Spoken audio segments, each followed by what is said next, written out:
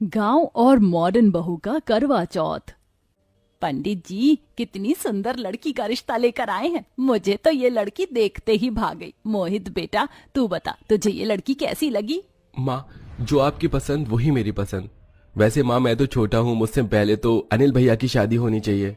बेटा मैं तो इसे समझा समझा कर थक गई हूँ, अब तू ही समझा। जब भी शादी का नाम लूं तभी इसका मुंह बन जाता है। ना जाने इस जन्म में शादी करेगा भी या नहीं। ऐसा नहीं है माँ, मैं शादी करूंगा पर अभी नहीं। लेकिन क्यों भैया, क्या आपको कोई लड़की पहले से ही पसंद है? अगर ऐसी बात है अनिल, बता मुझे, मैं तेरी शादी उसी लड़की के साथ करवाऊंगी। कम से कम तेरा घर तो बसे। मुझे एक लड़की पसंद तो है, उसका नाम सुनीता है। लेकिन वो हमारी तरह शहर की रहने वाली नहीं है, बल्कि वो गांव से है और हमारी तरह ज्यादा पढ़ी लिखी भी नहीं है। जब लास्ट टाइम मैं एक प्रोजेक्ट के सिलसिले में गांव गया था तब मेरी मुलाकात सुनीता से हुई, और कब ये छोटी सी मुलाकात प्यार में बदल गई मुझे पता ही नहीं चला। अगर तू उस लड़की से इतना ही प्यार करता है तो मुझे इस रिश्ते से कोई एतराज नहीं है। मैं तेरी और मोहित की एक साथ ही शादी करवाऊंगी। अपनी माँ सुमित्रा की बात सुन अनिल काफी खुश होता है, जिसके बाद सुमित्रा गांव जाकर सुनीता के माता पिता से बात करती है और अपने दोनों बेटों की शादी एक ही दिन रख देती है। शादी की सारी रस्म खत्म होने के बाद सुमित्रा अपनी दोनों बहू का बड़े प्यार से गृह प्रवेश करती है।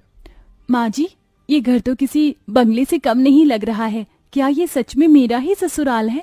ऐसा घर तो मैंने शाहरुख खान की एक पिक्चर में देखा था। अरे बहू, ये शहर है और यहाँ पर ज्यादातर लोगों के घर तुझे ऐसे ही मिलेंगे। सुमित्रा अपनी गांव वाली बड़ी बहू को घर के बारे में बता ही रही होती है कि तभी घूंघट ओढ़ी शहरी बहू जानवी एकदम से अपना घूंघट ऊपर कर देती है। शहर से होने की वजह से जानवी ने अपने लहंगे का ब्लाउज भी कट स्लिप बनवाया था, जिसे देख सुनीता अपने मुंह पर हाथ रख लेती है। ही राम, देवरानी जी, ये आपने कैसे कपड़े पहने हुए हैं? या चुन्नी पहनकर आ गई हैं? माँ जी, आपने देवरानी जी से कुछ कहा नहीं? चुप कर गंवार, ये लेटेस्ट फैशन है। आजकल की सभी ब्राइड्स इसी तरह का ब्लाउज पहनती हैं, तेरी तरह ऊपर से नीचे नहीं, समझी? जानवी बहू, ये कोई तरीका है अपनी जेठानी से बात करने का? माफी मांगो इससे।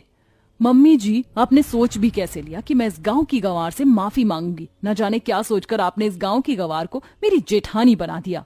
इतना कहकर शहरी बहू जानवी मुंह बनाकर अपने कमरे में चली जाती है। सुनीता बहू, तो जानवी की बातों का बुरा मत मानना, धीरे धीरे वो तुझे समझने लगेगी। सुनीता को समझाकर सुमित्रा भी अब अपने कमरे में चली जाती है और ऐसे ही दोनों बहुओं की शादी का दिन गुजर जाता है। अगले दिन होते ही सुनीता सुबह सुबह उठकर भजन गाते हुए भगवान की पूजा करने लगती है। ओम जय जगदीश हरे, स्वामी जय जगदीश हरे,